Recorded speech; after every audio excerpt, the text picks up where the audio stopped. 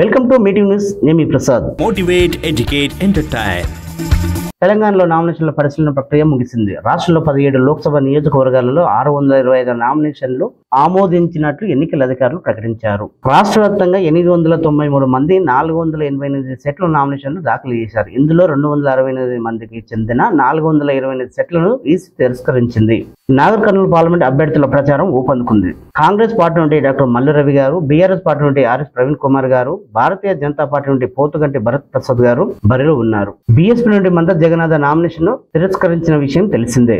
Nagar Kurnool parliament ఎన్నికల్లో త్రిముఖ పోటీ చాలా స్పష్టంగా కనిపిస్తుంది. ఇప్పటికే నాయకులు పోటాపోటీగా ప్రచారం కొనసాగిస్తున్నారు. వారు చేయబోయే అభివృద్ధి కార్యక్రమాల గురించి ప్రజలకు వివరిస్తూ ముందుకు వెళ్తున్నారు.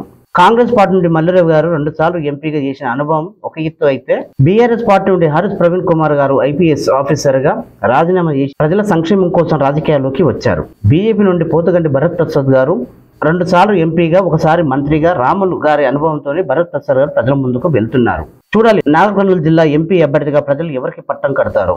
చూస్తూనే ఉండండి మీటింగ్ న్యూస్.